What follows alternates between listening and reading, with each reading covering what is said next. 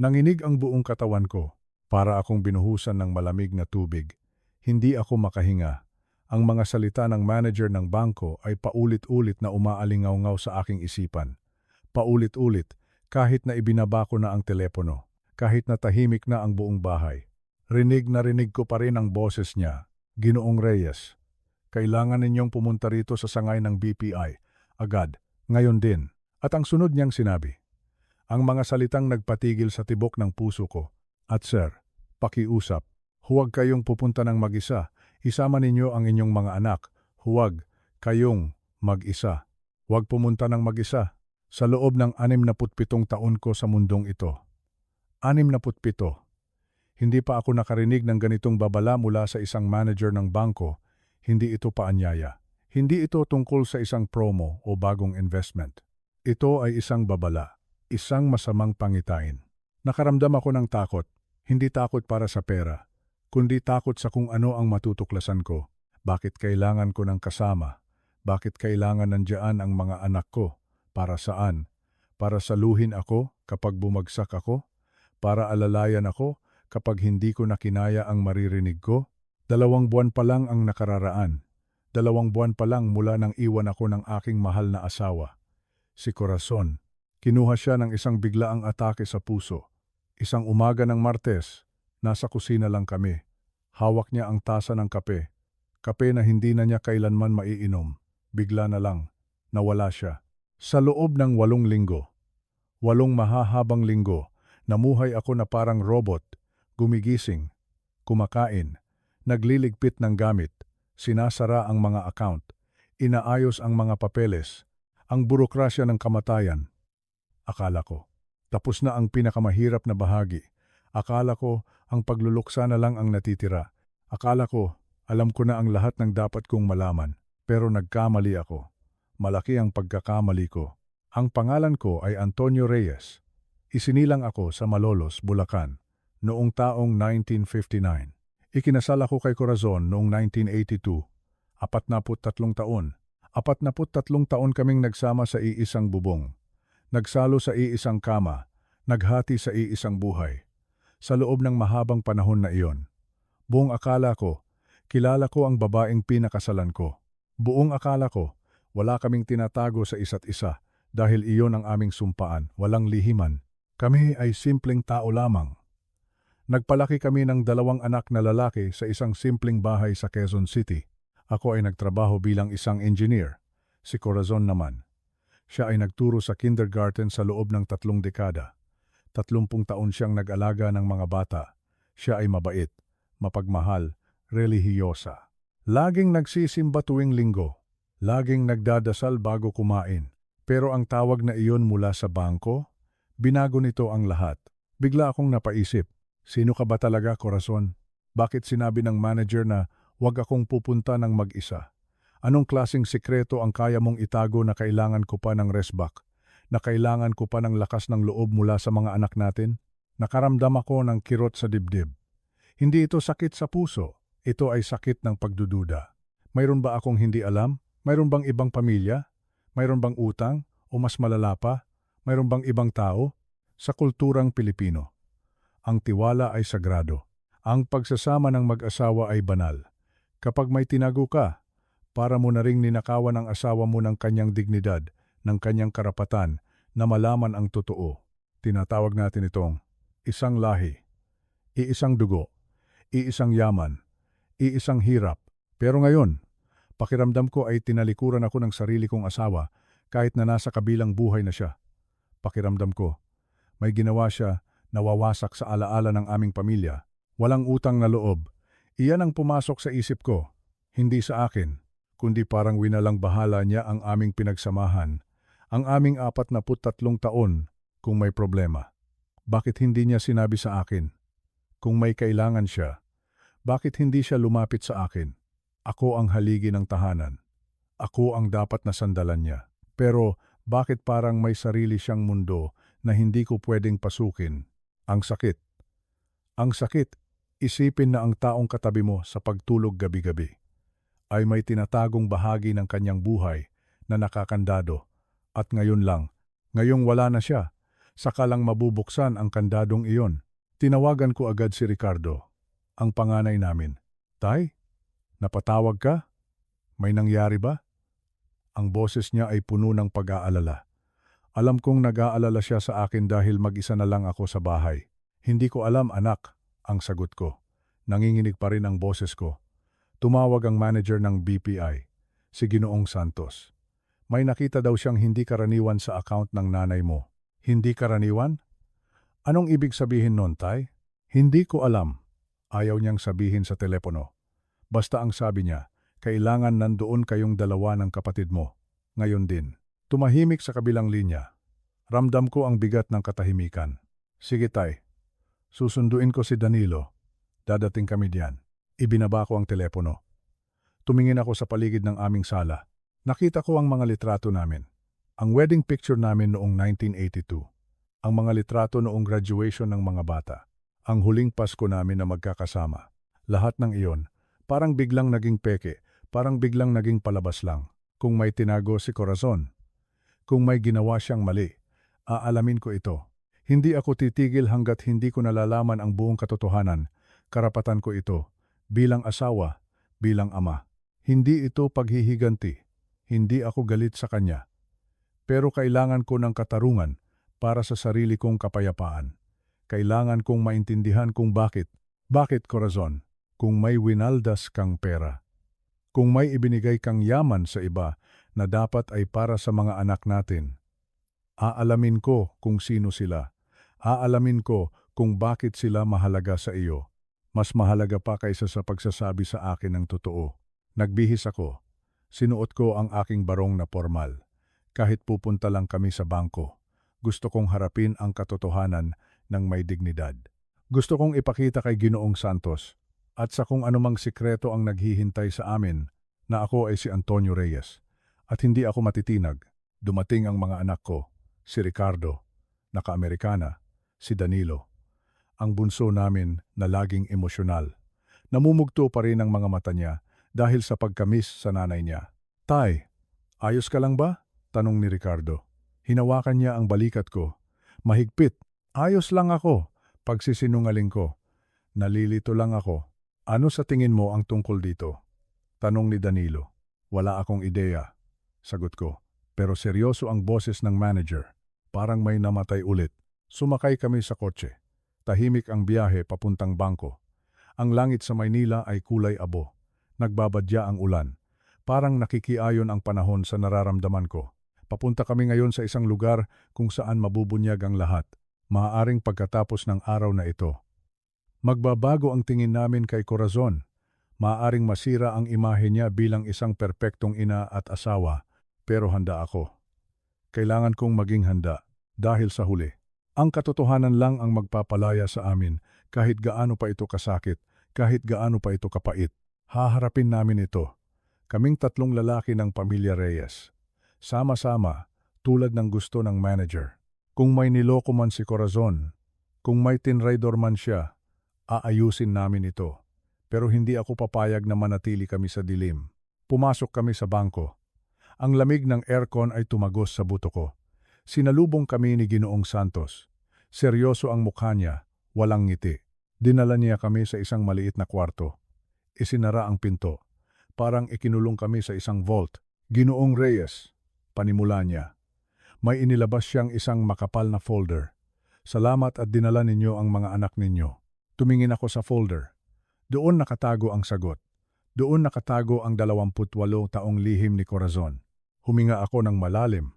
Sabihin mo na, Ginoong Santos, ano ang ginawa ng asawa ko?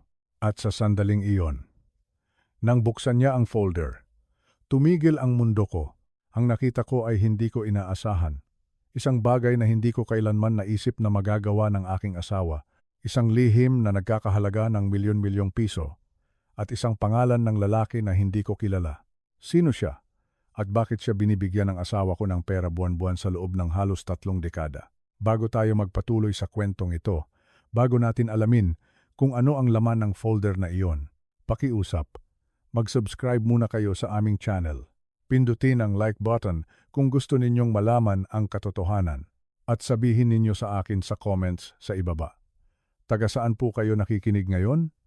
Anong oras na diyan sa inyo? Gusto kong malaman kung saan umaabot ang kwento ng aming pamilya. Handa na ba kayo?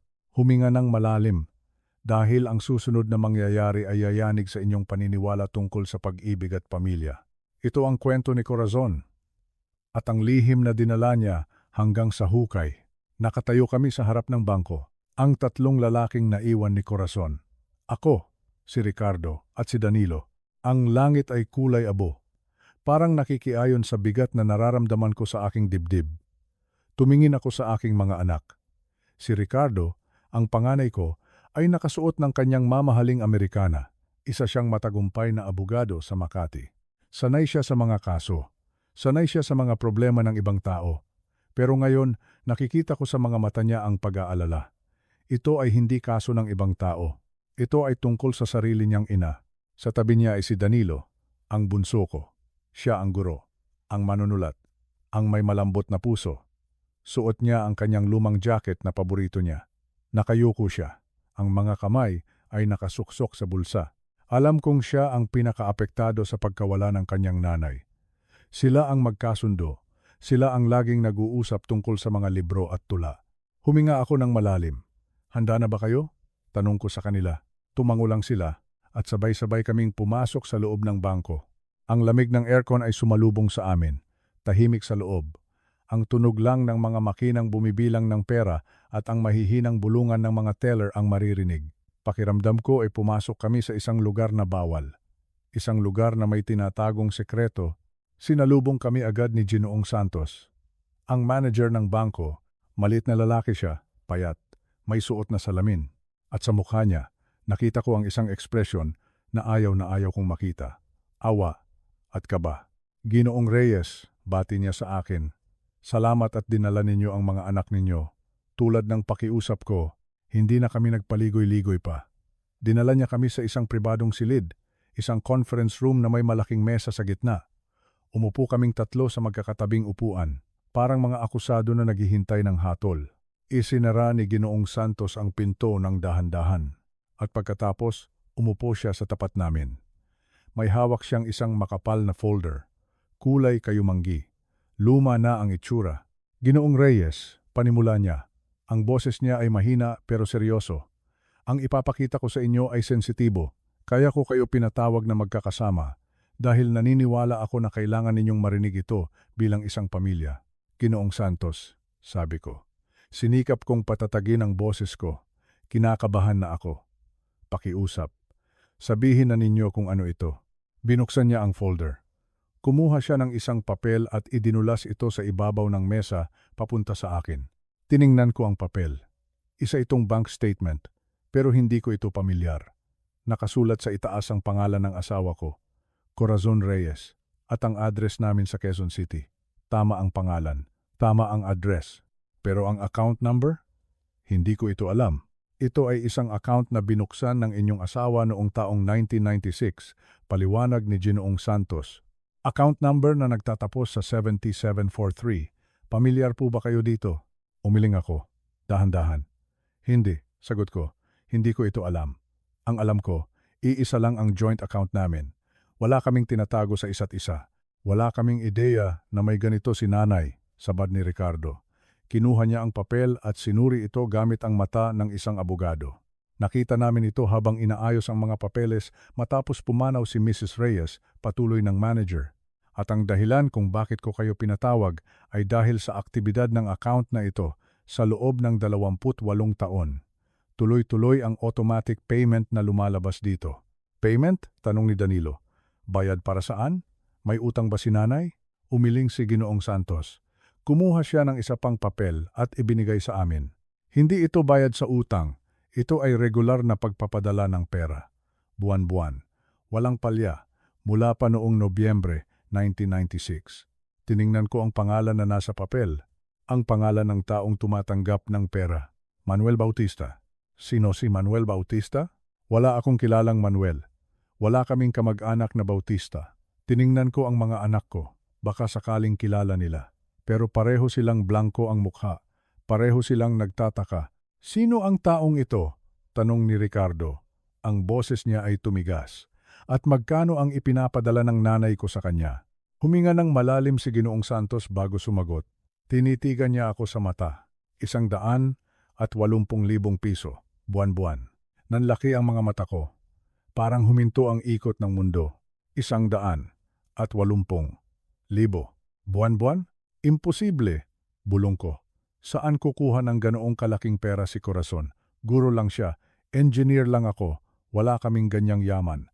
Pero ang papel ay nasa harap ko. Nakasulat doon ang katotohanan. Itim na tinta sa puting papel.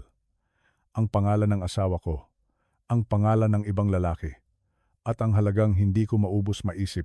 Sa sandaling iyon, naramdaman ko ang unang bitak sa aking puso, ang unang lamat sa alaala ng aking asawa. Mayaman pala kami o mayaman pala siya? At sa loob ng halos 3 dekada, ibinibigay niya ang kayamanang iyon sa isang estranghero, habang kami ay namumuhay ng simple. Bakit, Corazon? Bakit katahimikan? Iyon ang bumalot sa loob ng kwarto matapos banggitin ng manager ang halaga. Katahimikan na mas mabigat pa kaysa sa ingay. 180,000 piso kada buwan.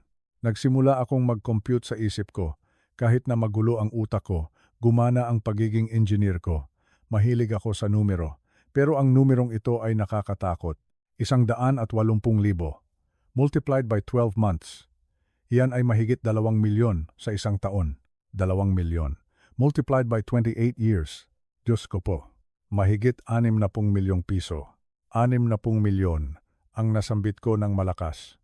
Nanginginig ang boses ko. Mahigit 60 milyong piso ang naipadala niya sa taong iyon. Napahawak si Danilo sa gilid ng mesa. Namumutla siya. Tay, totoo ba yan? Saan kukuha si nanay ng 60 milyon? Tumingin ako kay Ginoong Santos. Kailangan ko ng sagot. Kailangan ko ng paliwanag kung paanong ang asawa ko, na nagtitipid sa pagbili ng isda sa palengke, na tinatahi ang mga butas sa aking medyas para hindi na bumili ng bago, ay may tinatagong ganitong kayamanan. Ginoong Santos, sabi ni Ricardo. Bilang abogado ng pamilya, kailangan naming malaman ang source of funds. Saan nanggaling ang pera? Money laundering ba ito? May illegal ba na ginagawa ang nanay ko? Umiling agad ang manager. Wala attorney. Malinis ang pera. Legal ang pinanggalingan. Binuksan niya ulit ang folder at inilabas ang isang lumang dokumento. Legal na dokumento ito na may tatak ng notaryo. Ang pondo sa account na ito ay nagmula sa isang mana.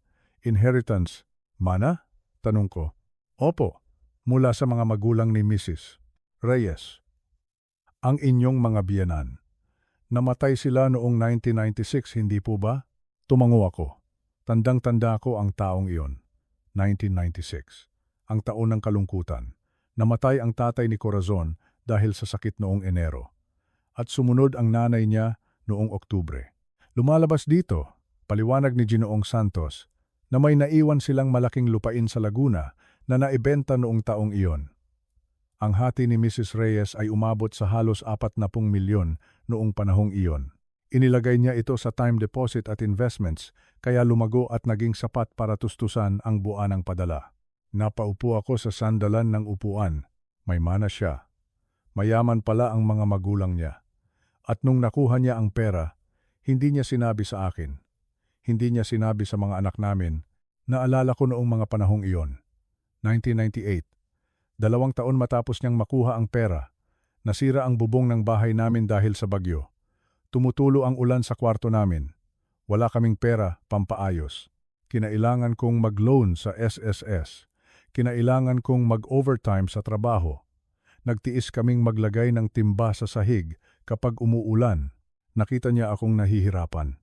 Nakita niya akong napapagod. Pero sa buong panahong iyon, may milyon-milyon siya sa bangko? Bakit?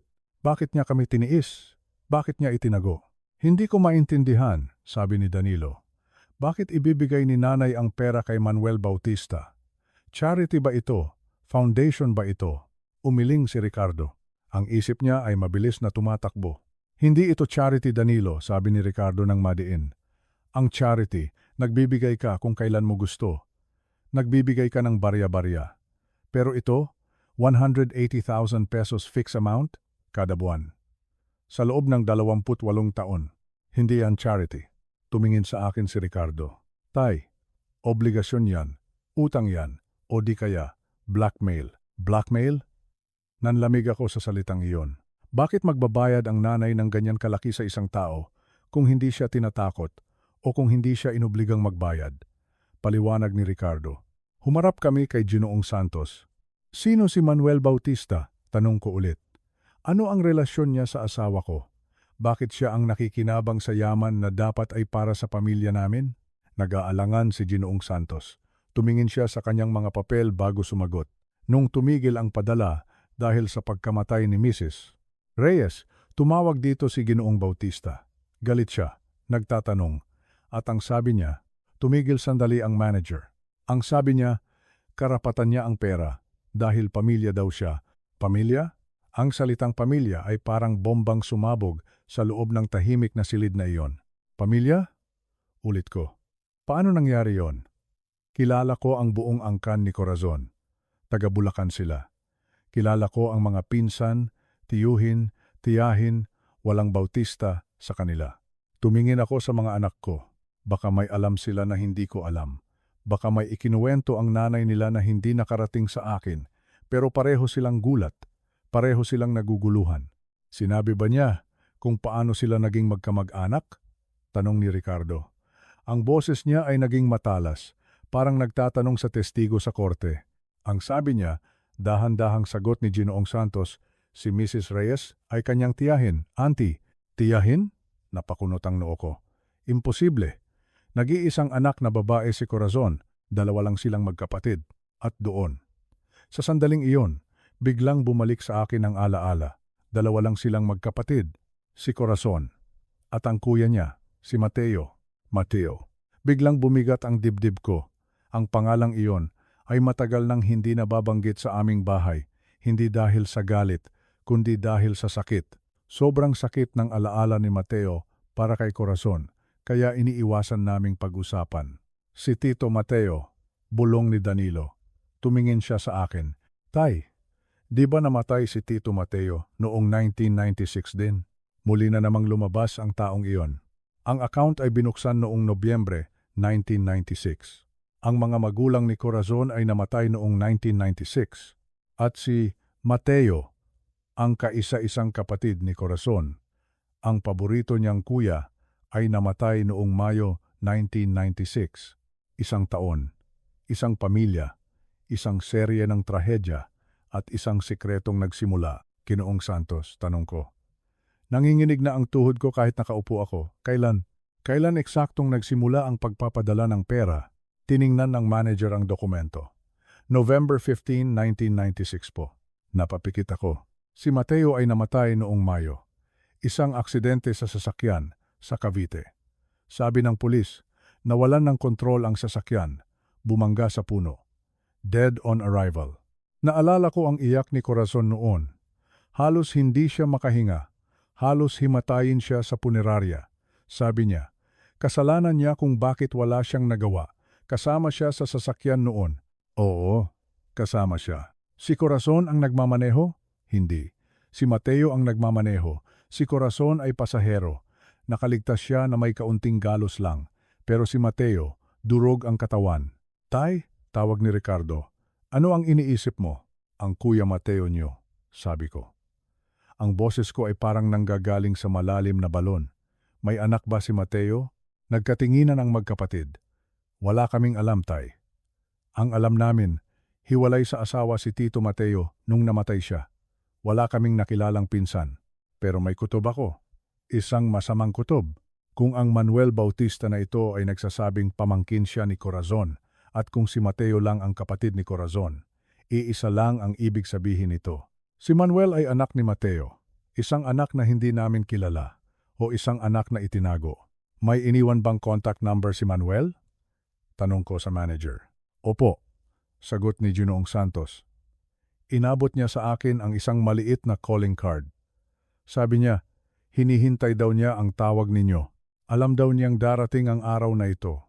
Hinihintay niya kami? Kinuha ko ang card. Manuel Bautista, MD. Isang doktor? Tay, sabi ni Danilo. Bago natin siya tawagan, kailangan muna nating umuwi. Kailangan nating maghanap ng sagot sa gamit ni nanay. Baka may iniwan siya. Baka may paliwanag siya. Tama si Danilo. Hindi ako pwedeng makipagkita sa estrangherong ito nang walang bala, nang walang alam. Kailangan kong bumalik sa bahay. Sa bahay kung saan kami namuhay ng 43 taon. Sa bahay kung saan itinago ni Corazon ang lihim na ito sa bawat ngiti niya, sa bawat halik, sa bawat mahal kita. Tumayo ako. Umuwi na tayo. Sabi ko, hanapin natin ang totoo. Bumalik kami sa bahay sa Quezon City. Tahimik ang biyahe. Walang radyo, walang kwentuhan. Ang bawat isa sa amin ay nakatitig sa kawalan. Iniisip kung gaano namin kakilala ang babaeng tinatawag naming asawa at ina. Pagpasok namin sa bahay, iba na ang pakiramdam. Dati, ang bahay na ito ay puno ng init, puno ng amoy ng nilulutong adobo o sinigang. Puno ng tawa ni Corazon habang nanonood ng TV. Pero ngayon, pakiramdam ko ay nasa loob ako ng isang museo ng mga kasinungalingan. Ang bawat muwebles, ang bawat dekorasyon, parang nagtatanong sa akin, akala mo ba alam mo na ang lahat? Dumiretso ako sa aming kwarto, ang kwartong pinagsaluhan namin sa loob ng 4 na dekada. Sumunod ang mga anak ko pero nanatili sila sa may pinto. Alam nilang sagrado ang lugar na ito. Pero ngayon, kailangan itong haluhugin. Binuksan ko ang cabinet ni Corazon. Amoy sampagita. Iyon ang paborito niyang pabango. Bumaha ang luha sa mga mata ko nang maamoy ko iyon. Parang nandito pa siya. Parang yayakapin niya ako mula sa likod at sasabihing, ayos lang ang lahat, Antonio. Pero hindi ayos ang lahat. Sinimulan kong ilabas ang mga kahon ng sapatos, ang mga lumang bag, ang mga nakatagong gamit sa ilalim ng mga damit. Wala sa unang drawer, wala sa pangalawa. Umakyat ako sa bangkito para abutin ang pinakamataas na shelf ng cabinet. Doon niya nilalagay ang mga bagay na ayaw niyang pakialaman ng mga bata noon. May nakapa akong isang kahon, isang lumang kahon ng biskwit na lata, kulay asul. Ibinaba ko ito, mabigat. Umupo ako sa gilid ng kama. Lumapit sina Ricardo at Danilo. Tay, ano yan? Tanong ni Danilo. Binuksan ko ang lata. Sa loob, hindi mga alahas, hindi pera, kundi mga papel, mga lumang dyaryo at isang malaking sobre. Kinuha ko ang mga dyaryo. Nanilaw na ang mga ito sa katandaan. Tiningnan ko ang petsa. Mayo 1996. Ang headline, Trahedya sa Cavite. Kotse bumangga sa puno, driver patay, pasahero sugatan. Ito ang balita sa pagkamatay ni Mateo. Bakit niya ito tinago? Bakit niya kinolekta ang mga balita tungkol sa pagkamatay ng kapatid niya? At sa ilalim ng mga dyaryo ay ang malaking sobre. Kulay puti pero madilaw na rin. Sa harap ng sobre, may nakasulat na pangalan. Ang sulat kamay na kilalang kilala ko. Ang sulat kamay ni Corazon. Maganda, bilugan, nakasulat. Para kay Antonio, buksan lang kapag wala na ako. Nanlamig ang buong katawan ko. Ito na ang sagot. Iniwan niya ito para sa akin. Alam niyang darating ang araw na ito. Alam niyang matutuklasan ko ang ginawa niya. Nanginginig ang mga kamay ko habang hinahawakan ang sobre. Parang may kuryente. Natatakot akong buksan. Natatakot akong basahin ang huling sasabihin ng asawa ko. Paano kung masakit? Paano kung hindi ko matanggap? Paano kung pagkatapos kong basahin ito, hindi ko na siya mahalin? Tay, hawak ni Ricardo sa braso ko. Kailangan nating malaman. Tumango ako, huminga ng malalim. At dahan-dahang pinunit ang selyo ng sobre. Inilabas ko ang laman. Isang mahabang sulat, puno ng mga mantsa ng luha. Ang tinta ay kumalat sa ilang bahagi dahil sa patak ng luha niya habang sinusulat ito. Sinimulan kong basahin. Mahal kong Antonio. Sa unang linya pa lang, gumuho na ako. Ang boses niya. Naririnig ko ang boses niya sa isip ko. Mahal kong Antonio, kung binabasa mo ito, ibig sabihin ay wala na ako at natuklasan mo na ang tungkol kay Manuel. Patawarin mo ako. Patawarin mo ako dahil naging duwag ako. Hindi ko kayang sabihin sa iyo ang totoo habang nabubuhay pa ako. Dahil takot ako, naiwan mo ako. Takot ako, nakamuhian mo ako. Huminto ako. Tumingin ako kay Danilo at Ricardo. Umiiyak na si Danilo. Si Ricardo ay nakayuko. Nakapikit ng mariin.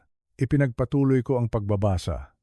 At ang mga sumunod na salita ay parang kutsilyong tumarak sa puso ko. Ang pera. Ang milyon-milyong ipinadala ko. Hindi iyon regalo. Hindi iyon kawanggawa. Iyon ay bayad pinsala. Iyon ay dugo.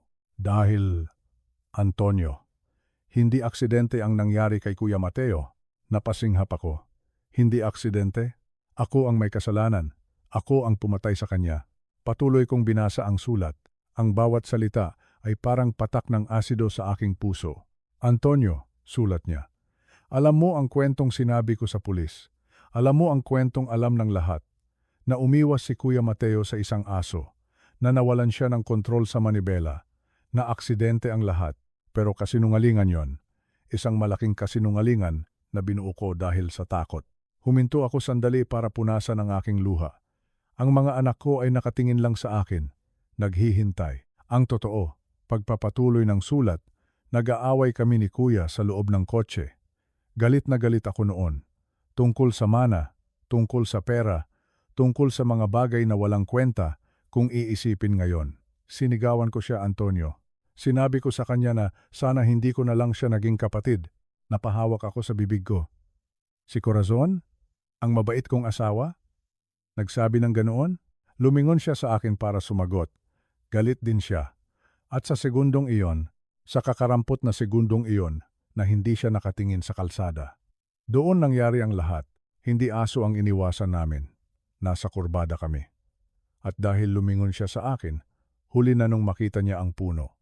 Naramdaman ko ang paghampas, ang tunog ng bakal na nayuyupi, ang basag na salamin, at pagkatapos, katahimikan. Nakaligtas ako na may mga galos lang. Pero si Kuya, nakita ko siya. Nakita ko ang kapatid ko, wala na siyang buhay. At ang huling narinig niya sa mundong ito ay ang boses ko. Ang boses ng kapatid niya na sumusumpa sa kanya. Binaba ko ang sulat. Hindi ko na kaya. Nanginginig ang buong katawan ko. Pinatay niya si Tito Mateo, bulong ni Danilo. Ang boses ng anak ko ay basag, hindi sadya. Pero siya ang dahilan. Nagsinungaling siya sa pulis. Sabi naman ni Ricardo. Ang boses ng abogado sa kanya ay nawala, napalitan ng boses ng isang anak na nadismaya. Sa loob ng 28 taon, ipinalabas niyang bayani siya na nakaligtas. Pero ang totoo, siya ang may kasalanan. Tiningnan ko ulit ang sulat. Hindi ko maamin ang totoo, Antonio. Takot ako na makulong. Takot ako na masira ang pangalan natin. At higit sa lahat, takot ako na kapag nalaman mo na pinatay ko ang sarili kong kapatid dahil sa galit, iiwan mo ako. Hindi mo na ako mamahalin. Napapikit ako. Corazon, mahal ko. Bakit hindi mo ako pinagkatiwalaan? Bakit mo dinala ang impyernong ito ng mag-isa? Kaya pala hindi ka makatulog sa gabi. Kaya pala madalas kang tulala. Kaya pala tuwing anibersaryo ng pagkamatay ni Mateo, nagkakasakit ka. Kinakain ka ng konsensya mo. At wala kaming kaalam-alam. Kinuha ni Ricardo ang sulat mula sa akin at siya na ang nagtuloy sa pagbasa ng malakas. Pero hindi lang yon ang sikreto, Antonio. May isa pa, si Kuya Mateo. May iniwan siyang pamilya, isang asawa, si Linda, at isang sanggol na lalaki. Si Manuel. 6 na buwan pa lang si Manuel noon, sa ospital, habang ginagamot ako. Dumating si Linda. Alam niya ang totoo. Hindi ko alam kung paano. Siguro ay dahil sa konsensya ko. Inamin ko sa kanya habang umiiyak ako. Sinabi ko sa kanya na kasalanan ko. Galit na galit si Linda. Gusto niya akong ipakulong. Gusto niyang isigaw sa buong mundo ang ginawa ko. Sabi niya, inalisan ko ng ama ang anak niya. Pero nagmakaawa ako. Lumuhod ako sa kanya, Antonio. Sabi ko, gagawin ko ang lahat. Huwag lang niya akong sirain sa inyo. Kaya, nagkasundo kami. Hindi niya ako isusumbong. Pero bilang kapalit, ako ang sasagot sa lahat ng pangangailangan ni Manuel hanggang sa lumaki siya. Ako ang magiging ama niya sa pamamagitan ng pera. Tumigil si Ricardo sa pagbasa. Tumingin siya sa amin. Kaya pala, sabi ni Ricardo. Kaya pala ang laki ng halaga. 180,000 pesos buwan-buwan. Hindi yon charity. Child support yon. At hush money. Hindi, sabi ko. Umiling ako.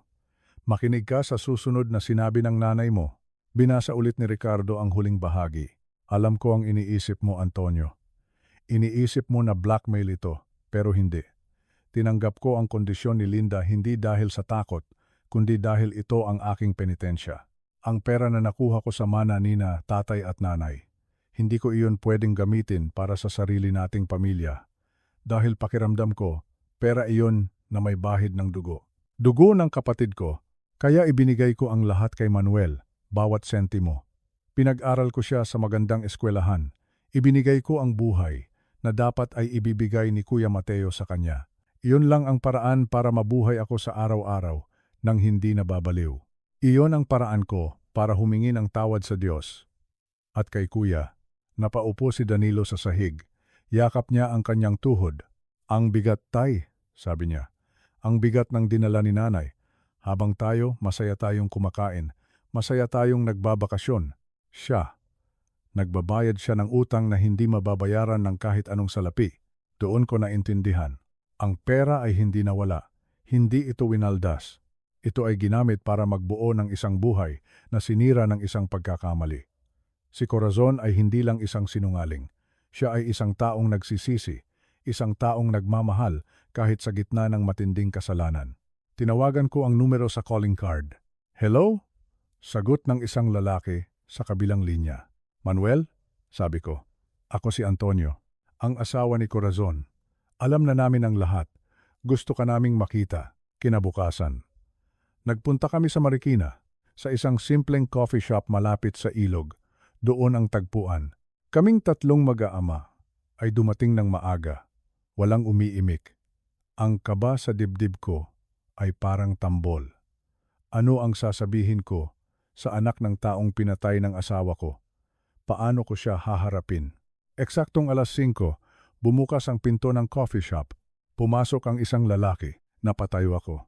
Napatayo rin sina Ricardo at Danilo. Para akong nakakita ng multo. Siya ay matangkad. Morena ang balat at ang mga mata. Ang mga mata niya ay kay Mateo. Walang duda. Siya ay kadugo namin. Siya ay pamangkin ng asawa ko. Lumapit siya sa amin. Nakasuot siya ng scrub suit. Galing siya sa ospital. Mukha siyang pagod pero maaliwalas ang mukha. Ginoong Reyes, bati niya. Inabot niya ang kamay niya. Ako po si Manuel. Kinamayan ko siya. Mahigpit ang hawak niya. Mainit. Buhay na buhay. Salamat at nakipagkita kayo, sabi niya. Umupo siya sa tapat namin. Alam na namin ang lahat, panimula ni Ricardo. Diretsahan. Nabasa namin ang sulat ni nanay. Tumango si Manuel. Alam ko po. Sinabi sa akin ng nanay ko, ni Mommy Linda, bago siya namatay sa cancer last year. Ikinuwento niya lahat. Galit ka ba? Tanong ni Danilo. Galit ka ba sa nanay namin?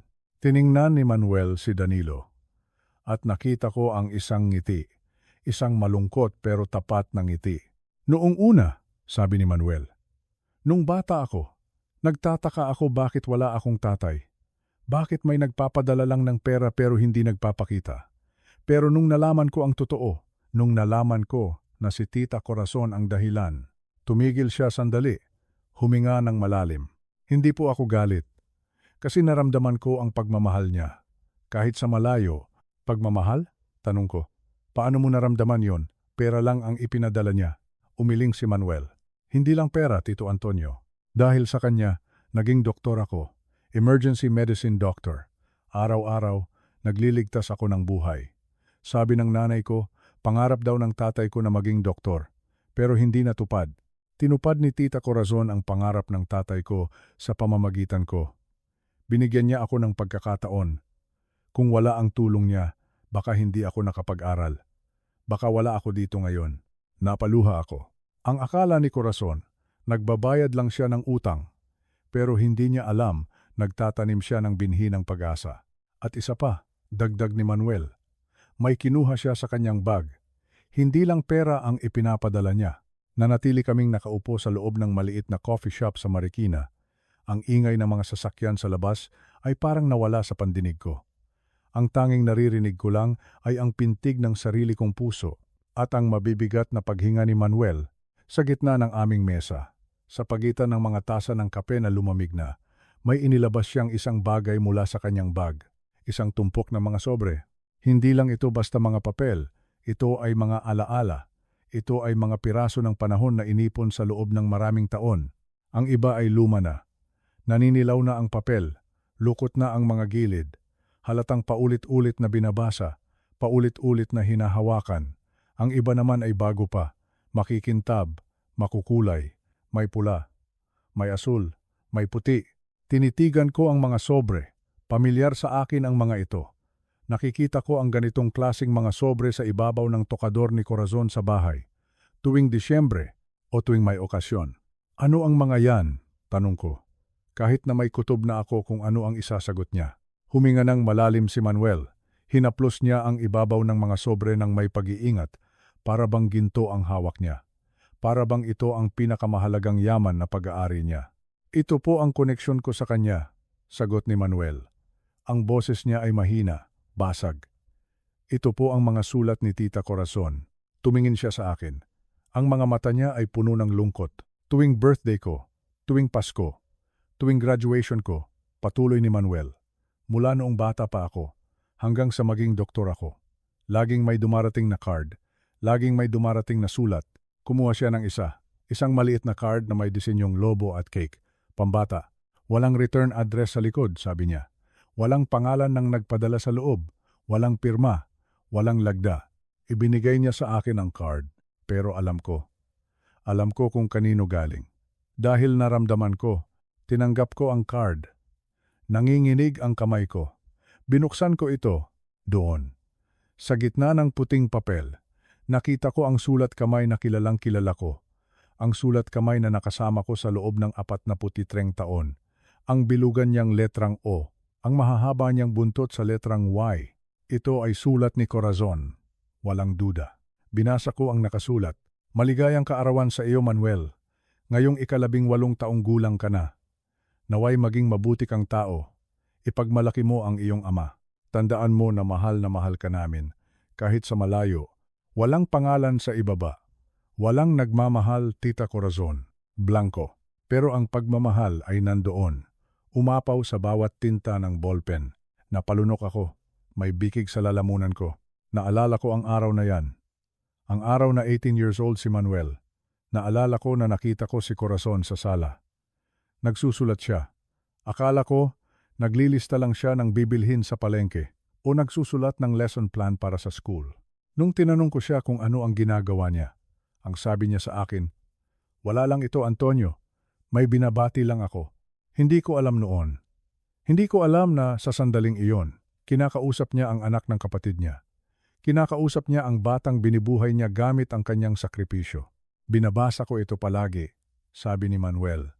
Pinutol niya ang pagbabalik tanaw ko, lalo na kapag nahihirapan ako sa medical school, kapag pagod na pagod ako sa duty sa ospital, kapag pakiramdam ko, mag-isa lang ako sa mundo. Kumuha ulit siya ng isa pang card, kulay berde naman.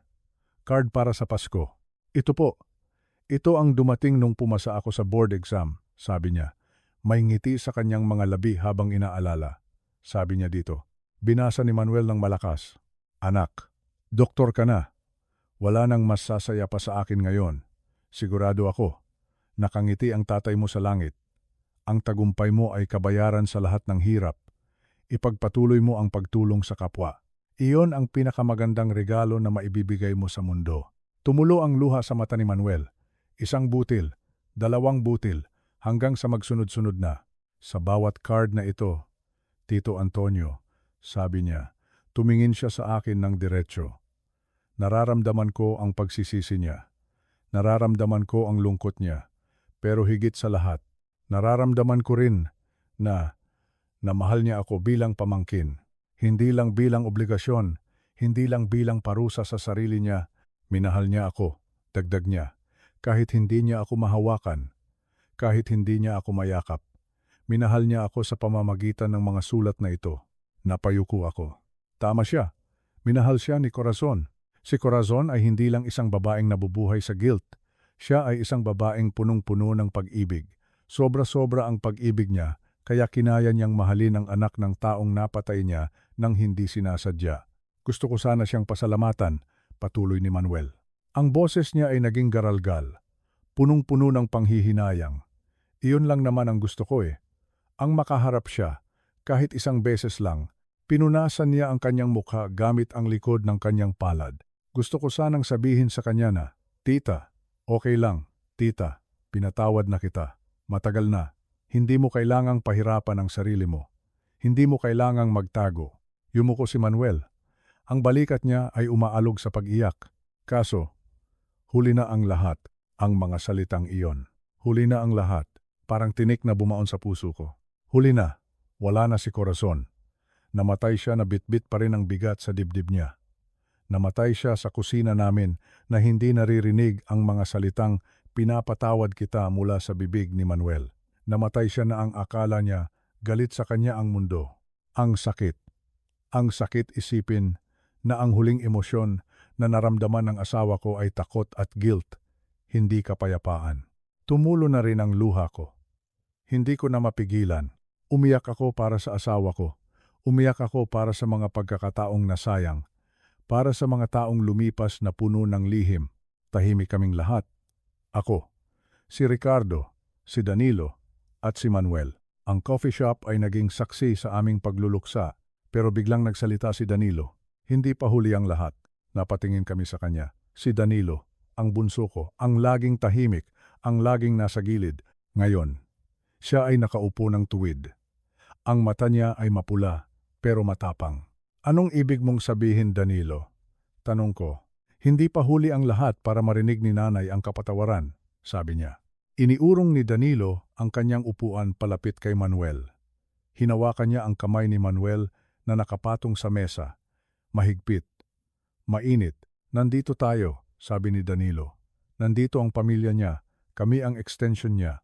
Kami ang katawan at dugo niya na naiwan dito sa lupa. Tumingin si Danilo kay Manuel. Mata sa mata. Manuel, kami ang tatanggap ng patawad mo para sa kanya. Natigilan si Manuel. Tumingin siya kay Danilo. Tapos tumingin siya kay Ricardo. At huli, tumingin siya sa akin. Parang may kuryenteng dumaloy sa aming apat. Isang pagkaunawa. Tama si Danilo. Wala na si Corazon. Pero nandito kami. Kami ang magdadala ng mensahe. Kami ang magtatapos ng kwento. Tumingin sa akin si Ricardo. Ang panganay ko. Ang abogado, ang laging lohikal, ang laging naghahanap ng ebidensya. Nakita ko ang pagbabago sa mukha niya. Ang tapang at ang tigas ng mukha niya kanina ay nawala. Napalitan ito ng pagtanggap. Napalitan ito ng awa. Napalitan ito ng pagmamahal. Tumango siya sa akin. Isang tango na nagsasabing, okay na tay, tanggapin na natin siya. Huminga ako ng malalim. Pinatatag ko ang sarili ko. Ako ang ama. Ako ang haligi. Kailangan kong gawin ang tama. Manuel, tawag ko sa kanya. Tumingala siya sa akin. Mukhang batang naliligaw. Ang boses ko ay matatag na, buo na. Kapatid ka ng asawa ko. Pamangkin ka namin. Kadugo ka ng mga anak ko. Inabot ko ang kamay niya sa ibabaw ng mesa. Ipinatong ko ang palad ko sa ibabaw ng kamay nila ni Danilo at ipinatong din ni Ricardo ang kamay niya sa ibabaw ng kamay ko. 4 na kamay. Magkakaugnay. Magkakadugo. Sa loob ng 28 taon, sabi ko, naging estranghero tayo. Naging magkalayo tayo dahil sa takot, dahil sa lihim, dahil sa isang pagkakamali na nangyari noon. Pero ngayon, sa araw na ito, tapos na ang pagtatago, tapos na ang hiyaan. Hinaplos ko ang kamay ni Manuel, parang haplos ng isang ama sa anak. Kung tinanggap ka ni Corazon bilang responsibilidad, tatanggapin ka namin bilang pamilya. Hindi dahil sa pera, hindi dahil sa obligasyon, kundi dahil ikaw ay parte ng buhay niya. At dahil parte ka ng buhay niya, parte ka na rin ng buhay namin. Nakita ko ang pagbagsak ng balikat ni Manuel, ang pag-alis ng bigat na dinadala niya. Huwag mo na kaming tawaging Ginoo, singit ni Ricardo. Ngumiti siya. Isang totoong ngiti, walang halong pagdududa. Masyadong formal, hindi ganyan ang magpipinsan. Tinapik ni Ricardo ang balikat ni Manuel. Pinsan mo kami, kuya mo ako. At ito, turo niya kay Danilo. Ito ang isa mo pang kuya, kahit na mas mukha siyang bata sa iyo. Natawa ng mahina si Danilo. Grabe ka naman, Kuya Ricardo. At doon, sa gitna ng luha, nakarinig ako ng tawa. Ngumiti si Manuel. At sa unang pagkakataon mula nang pumasok siya sa pintuan kanina, nakita ko ang tunay na saya sa mukha niya. Hindi ito ngiti ng isang doktor sa pasyente. Hindi ito ngiti ng isang estranghero. Ito ang ngiti ng isang taong natagpuan ang nawawalang piraso ng kanyang pagkatao. Ang ngiti ng isang taong nakauwi na sa wakas. Salamat, sabi ni Manuel. Ang boses niya ay puno ng pasasalamat. Salamat, Tito Antonio. Salamat, Kuya Ricardo. Salamat, Kuya Danilo. Kuya. Tito, ang sarap pakinggan, ang sarap sa tanga. Sa sandaling iyon, parang naramdaman ko ang presensya ni Corazon sa loob ng coffee shop. Hindi ko siya nakikita, pero naaamoy ko ang paborito niyang pabango. Sampagita. Nararamdaman ko ang init ng yakap niya. Parang narinig ko ang bulong niya sa hangin. Salamat, Antonio. Salamat, mga anak. Salamat. Naramdaman ko ang paggaan ng hangin sa paligid namin. Ang bigat ng 60 milyong piso. Ang bigat ng kasinungalingan. Ang bigat ng nakaraan. Lahat yon ay naglaho. Ang pera ay naubos. Totoo yon. Ang milyon-milyon ay nawala at hindi na maibabalik. Pero ang kapalit nito, tumingin ako kay Manuel. Isang matalinong doktor. Isang mabuting tao. Isang lalaking nagliligtas ng buhay araw-araw. Siya ang kapalit. Isang bagong miyembro ng pamilya. Isang bagong anak.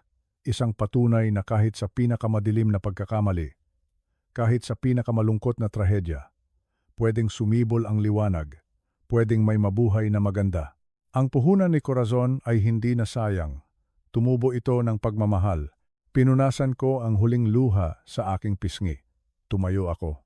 Halika, sabi ko kay Manuel. Inayos ko ang aking barong. Nagulat siya. Po, saan po tayo pupunta? Tumingin ako sa labas. Tumigil na ang ulan. May kaunting sinag na ng araw na sumisilip sa mga ulap sa sementeryo. Sagot ko ng may determinasyon. Dadalawin natin siya. Ngayon din, nagkatinginan ang mga anak ko. Alam nila ang ibig kong sabihin.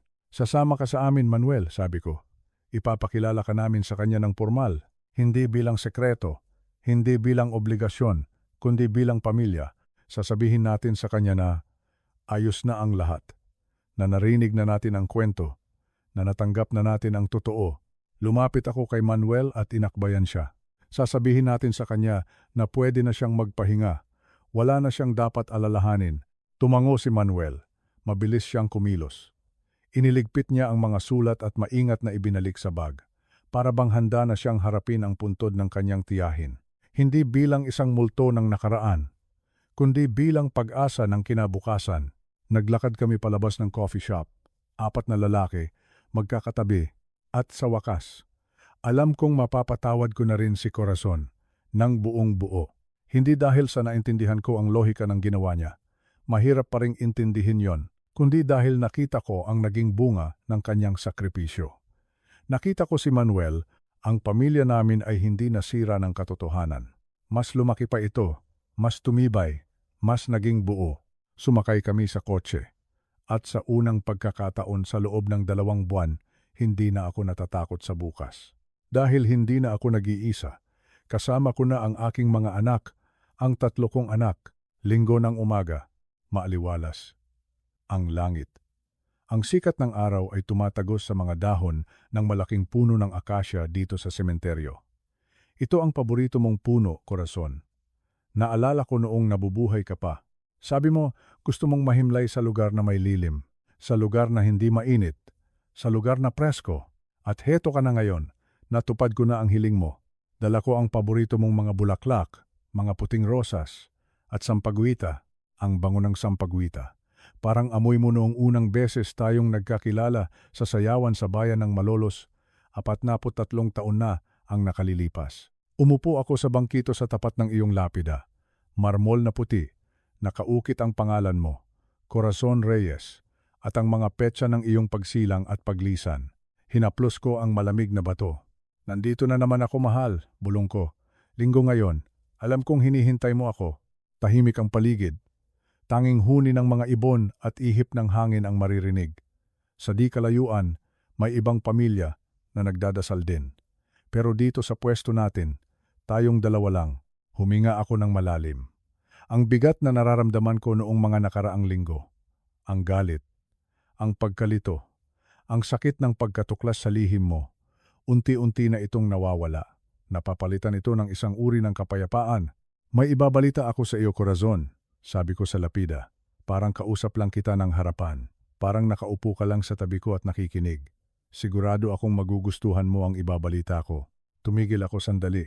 Pinanood ko ang paggalaw ng usok ng kandila. Dumating siya sa bahay noong isang gabi. Si Manuel, oo, Corazon, ang pamangkin mo, ang anak ni Kuya Mateo.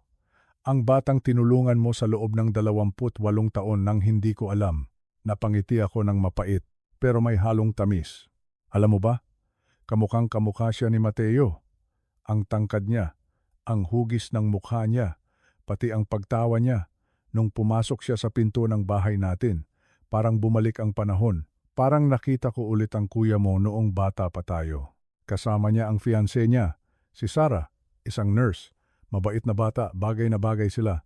Inayos ko ang mga bulaklak sa vase. Nagluto ako, Corazon. Sinubukan kong lutuin ang paborito mong kare-kare. Yung recipe na laging hinahanap-hanap ng mga anak natin. Alam kong hindi ko mapapantayan ang luto mo. Iba pa rin ang timpla ng kamay mo. Pero, naubos nila. Masarap daw, sabi ni Manuel. Iyon daw ang pinakamasarap na kare-kare na natikman niya. Kumain kami ng sabay-sabay. Ako, si Ricardo, si Danilo, si Manuel, at si Sarah. Ang hapagkainan natin na matagal nang malungkot mula nang mawala ka. Biglang umingay ulit. Napuno ulit ng tawanan. Napuno ulit ng kwentuhan. Tumingala ako sa langit. Pinipigilan ko ang pagtulo ng luha ko. Ikinuwento ni Manuel ang buhay niya. Ikinuwento niya kung paano siya naging doktor, sabi niya. Ikaw daw ang inspirasyon niya, kahit hindi ka niya nakikita. Kahit sa mga sulat lang at card na ipinapadala mo, naramdaman niya ang pagmamahal mo, sabi niya. Hindi daw siya galit sa iyo. Ulitin ko ha, Corazon, para marinig mo ng malinaw. Hindi siya galit sa iyo. Alam niya ang nangyari. Alam niya ang tungkol sa aksidente. Alam niya na ikaw ang dahilan kung bakit nawalan siya ng ama. Pero sabi niya, ang pagtulong mo sa kanya, ang pagsasakripisyo mo ng pera at konsensya para mabigyan siya ng magandang kinabukasan, sapat na yon. Sobra-sobra pa nga daw. Yumuko ako.